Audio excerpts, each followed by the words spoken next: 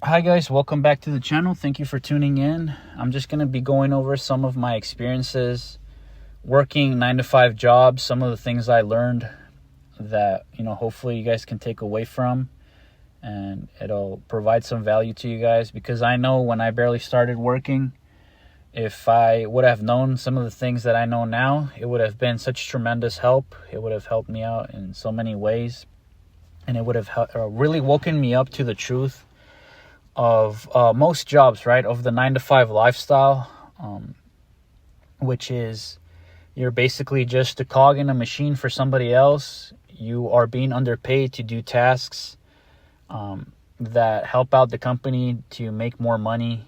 They could very easily pay you a higher salary, but they decide that their profits are more important, that the money that they're taking in at the end of the year is more important than giving you an adequate wage. And that's the most part, or that's the case for most jobs, right?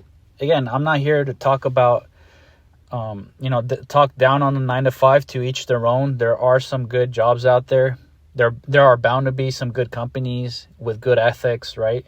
With good management and great owners that truly care about their employees. But if I had to say, it's probably safe to say that most places aren't that way. That most companies, most places to work for are going to be on the opposite side of the spectrum, right? So I'm just here to share my thoughts. I'm just here to share my experiences, and hopefully, you can take away something from them that will help you out. Whether you're barely entering the workforce or you're, again, a seasoned veteran, you've been in that life for a while. Hopefully, again, you can take something of value from this video. The first thing that I will say is that the 9 to 5 lifestyle, 9 to 5 work, and your public education that you most likely received, right? Not everybody went through the public school system, but most people probably did, right?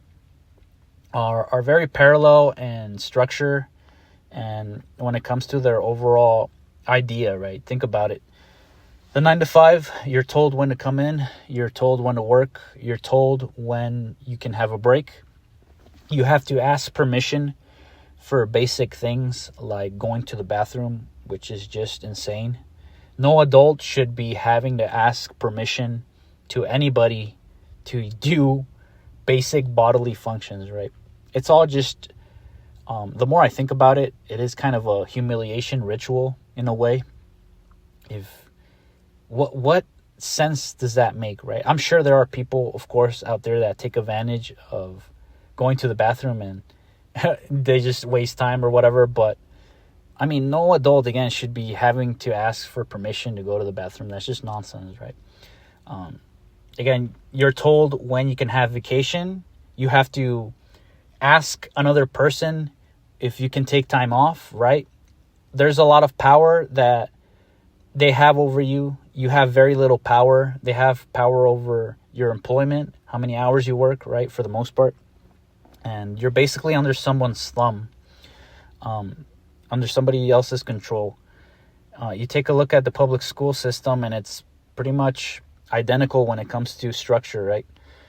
You're told what classes to take and what order to take them. You're told when, the vacation time is. You're told when recess or lunchtime is, right? You can't just get up and go to the bathroom. You got to ask the teacher for permission, right? There's just so many parallels between the two. And it really isn't surprising if you take a look at the history of the public school system, when it started, why it started. It started in the industrial age, and it's pretty much the same to this day, right? All this fluff has been added to it.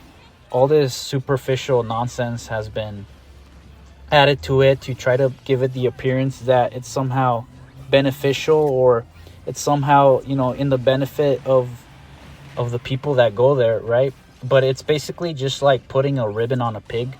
It's all just surface level crap, right? You got to dig deep to the roots of the system itself and see what they're actually teaching, your kids, what they actually taught you, right? Which is just blind obedience to authority. They basically kicked the creativity out of you.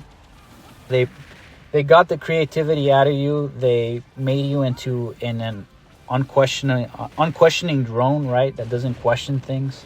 That's the whole purpose of the public school system. And it's really not to foster an individual's creativity or individuality, right? It's just basically prepping you for the working world, right? And instead of a factory, the factory was replaced by the 9 to 5, but it's all just, again, different variations of the same thing. Working for somebody else, working to make somebody else rich, and not paying you, right, the amount that they're very well capable of paying you. So that's the first thing, right? And pretty much all jobs are the same when it comes to this, right? The individual's freedom, the individual's ability to choose is going to be very restricted. And for the most part, the company or the management or whoever's in charge is going to be in charge of basically the work that you do for the most part, right? So that's one strong reason that I would encourage people to try to do something on their own, right? Why wouldn't you want to have autonomy over your schedule, autonomy of, about the work you do, freedom to choose your hours, freedom to choose your schedule, right? It just, I don't know, it's kind of like a common sense thing for me, but to each their own. Another point that I would say about the 9 to 5 from my experience is that there's a lot of backstabbing. There's a lot of extra nonsense that you have to deal with, right? Even if you are the type of person that just goes to their job, does their job, and then clocks out right and gets their money, which is basically what you were hired for, right? It's the reason a place hires you to do a job, to do a task, and you get paid for it, right? But some people don't seem to understand that. Some people feel entitled to your attention or to your time. Beyond that, they get offended when you're the type of person that goes to their job, does their work, and goes home, right? And doesn't want to do or be part of all the extra nonsense that they have going on, right? Like all those cringe company parties that try to, again, convince you that the company cares about you, right? That they're there for you.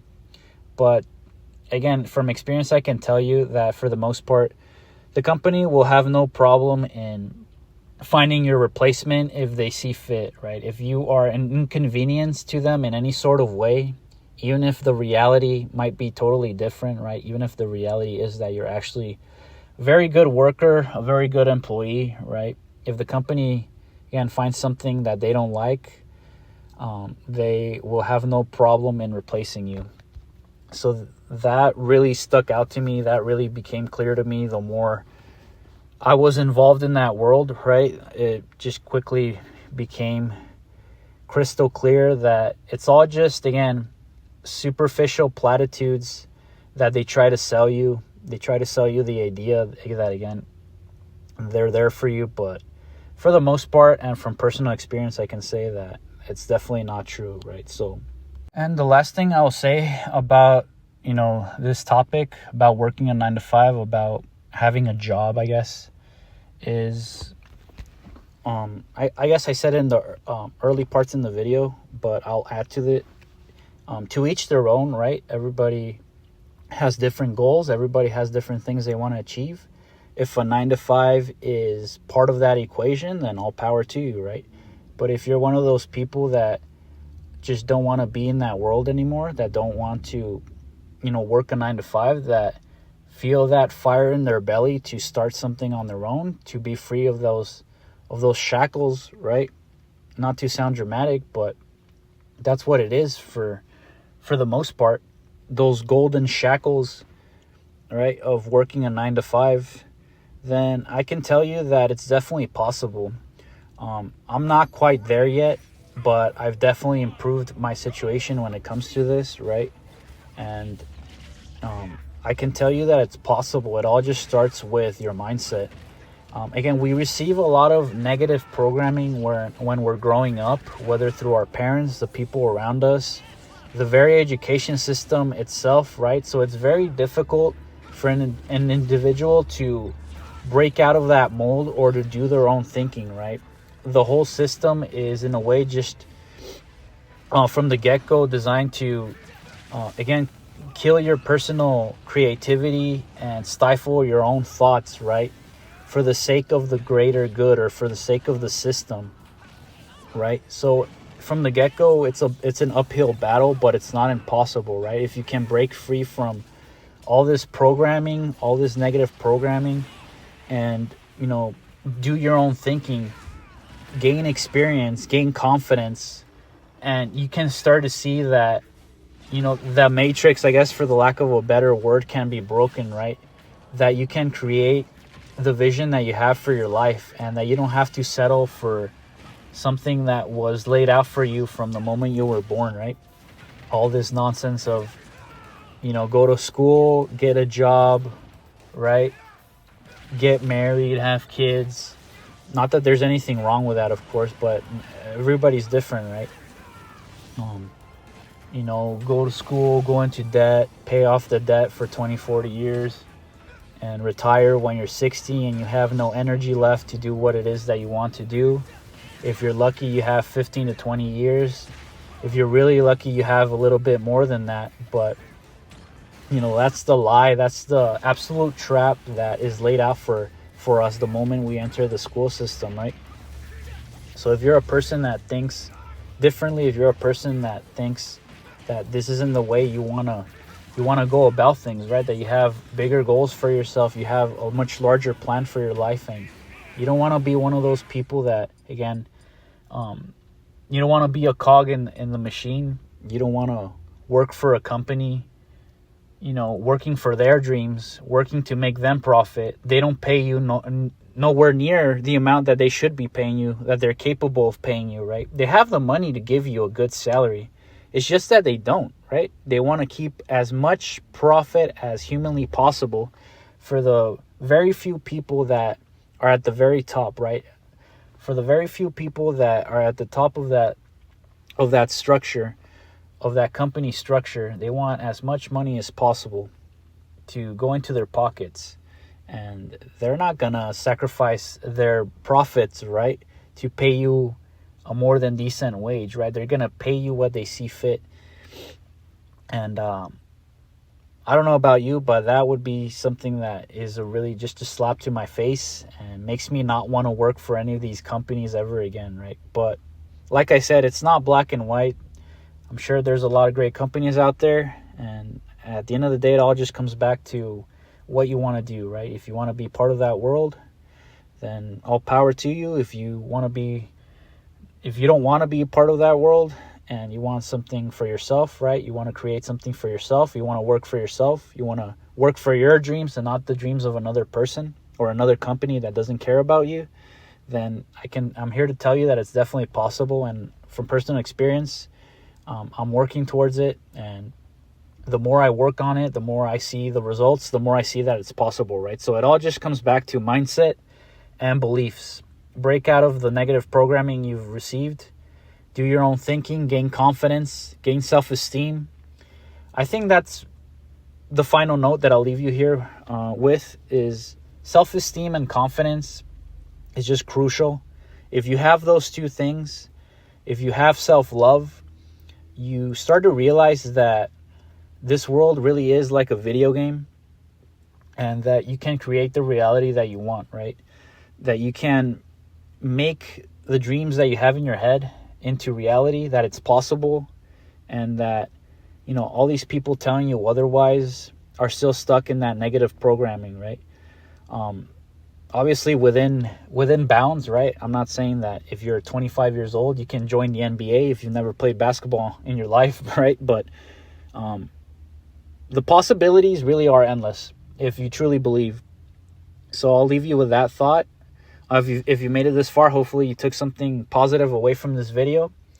Again, my intention was just to share my thoughts, share some experiences that hopefully help somebody out there, right? Let me know if you have any video suggestions.